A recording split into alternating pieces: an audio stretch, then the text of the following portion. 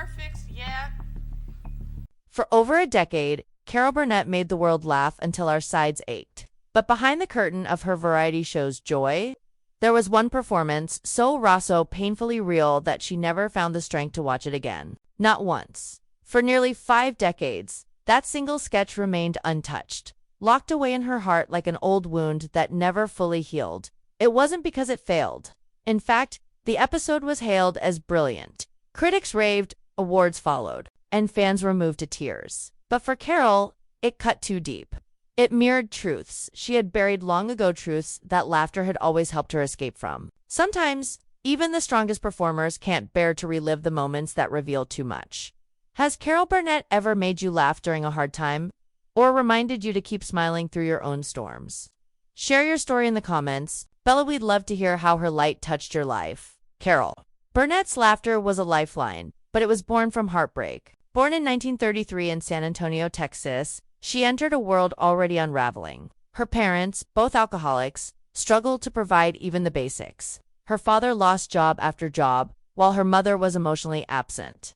The love every child deserves was replaced by instability and silence. Eventually, her maternal grandmother took her in, and they moved to a dilapidated boarding house in Hollywood. They lived in one cramped room, surrounded by others clinging to survival. They scraped by on $20 a week. Amid this struggle, her grandmother, Mabel, became Carol's only constant source of unconditional love in a world that had given her none. In that tiny room, Carol learned to dream, even if reality kept trying to crush her to escape. She invented a twin sister named Karen, confident, beautiful, everything she felt she wasn't. She'd switch outfits, change personas, and play both roles, fooling even the other tenants. It wasn't just play, it was survival.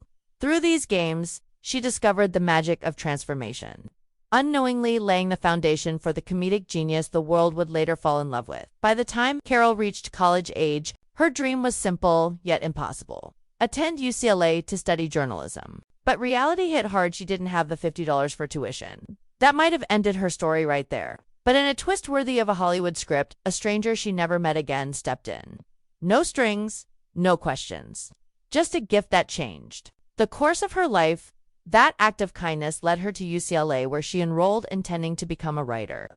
But one elective theater class changed everything. On stage, she came alive, bold, expressive, and funny in a way that made people stop and watch. Acting wasn't just a skill, it was a calling. Her professors saw it, her classmates felt it, and Carol herself began to believe that maybe, just maybe, laughter was her true path. Later, another miracle arrived. A millionaire at a party heard Carol say she wanted to go to New York, but couldn't afford it. He handed her $1,000 and said only 3 things. Never reveal his name, use it only to chase her dream. And when she made it, help someone else. With that, she packed up and headed east, chasing a future she couldn't yet imagine but desperately hoped was waiting. Carol arrived in New York with barely enough to survive, but more determination than most ever muster. She scraped by as a hat-check girl while chasing auditions.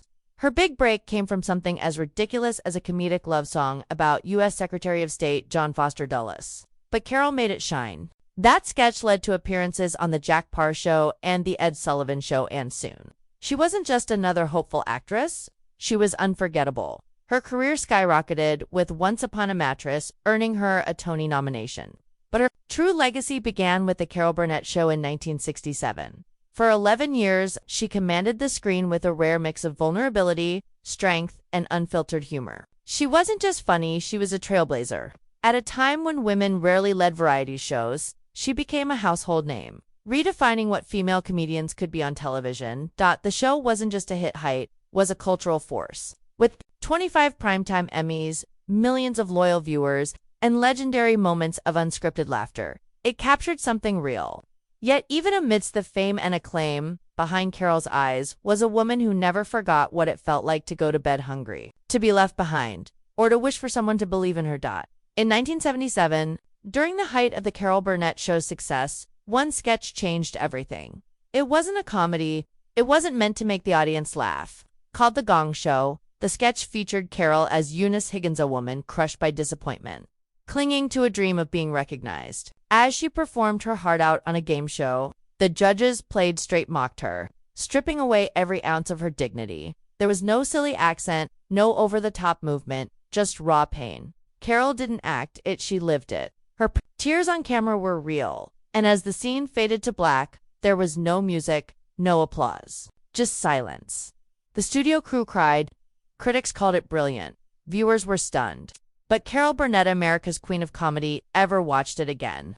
It struck a chord too personal, too familiar.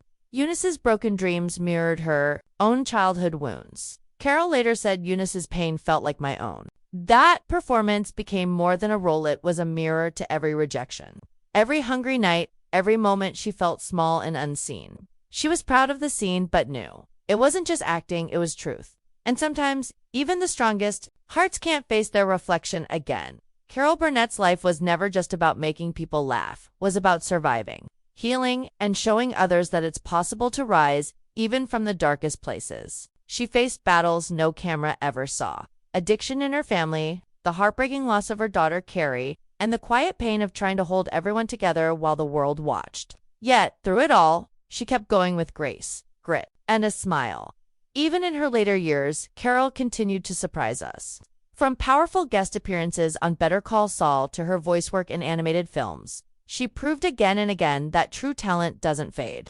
And behind every role was a woman who had weathered storms most of us couldn't imagine. Her laughter became her shield, but her courage became her legacy.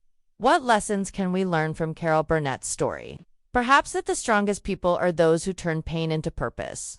If her journey touched you, inspired you, or reminded you of your own strength, don't forget to like, subscribe, and share this story. Because sometimes, behind the biggest laughs are the bravest hearts.